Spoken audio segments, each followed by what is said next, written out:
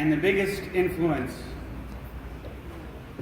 on your children's life past the age of about 10, and in fact on all of our lives, are who our friends are.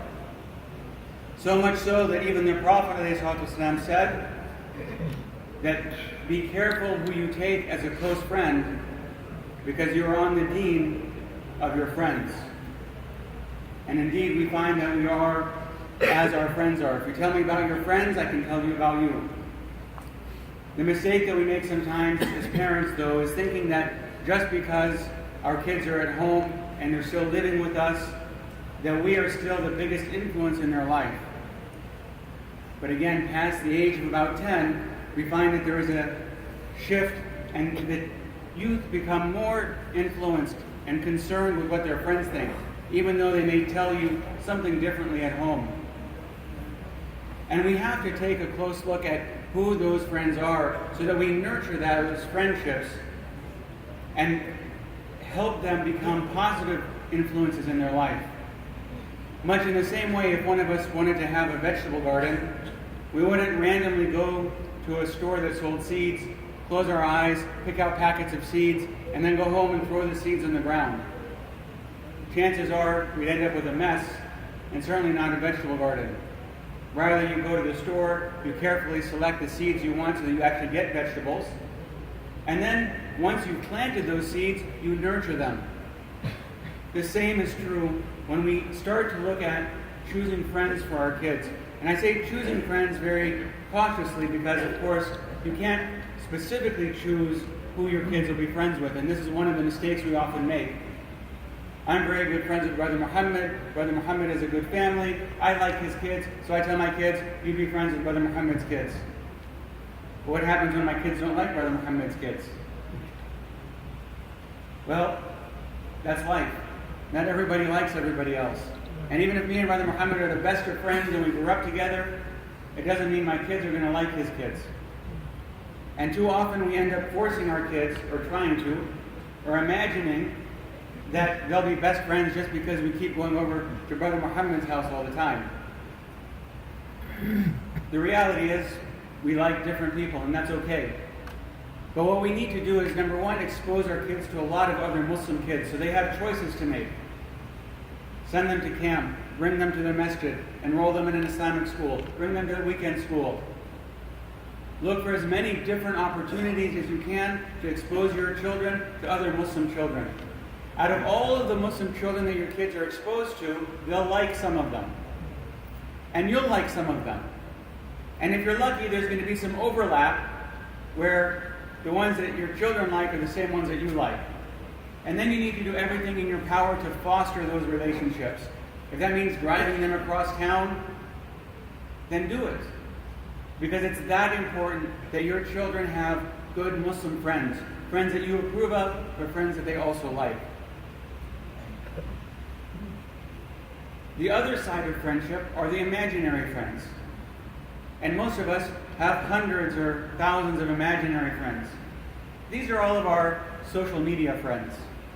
And I call them imaginary friends because, for the most part, they're not real. There was a comic I saw. It showed a picture of a funeral home.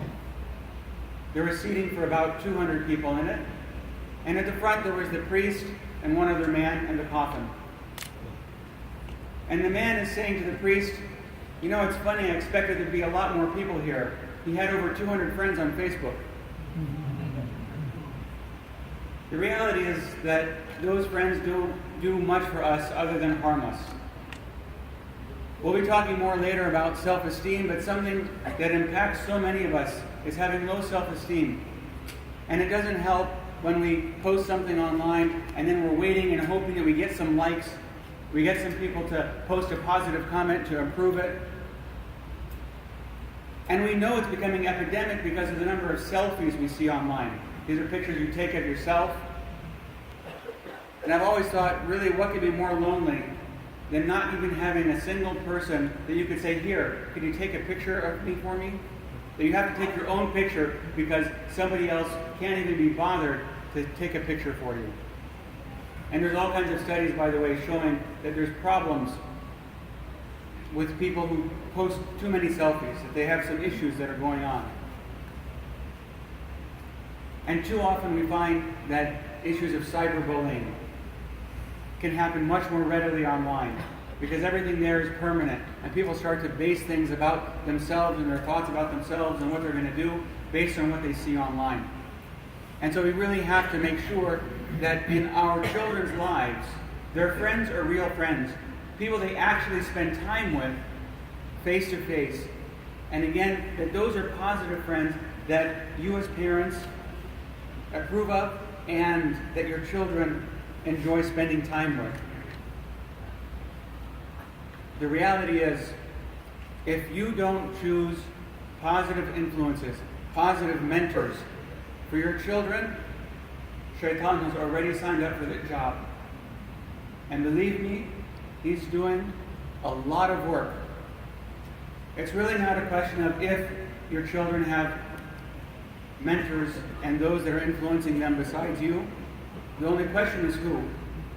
And it's up to each of us to make sure that we are putting those positive role models in the lives of our children and making sure that those positive role models are effective.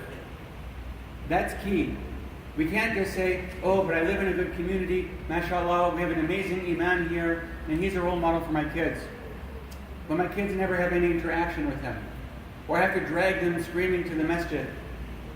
But I say, yeah, but mashallah, we've got this brother here, we've got brother Tayyib, we have all of these excellent role models. But we haven't done our job to make sure that there's an effective connection there and an effective relationship that's being built. And that's on us as parents. And it's on us as adults within the community to step forward and to volunteer to be those mentors and to take an active role so that all of us benefit and grow, inshallah.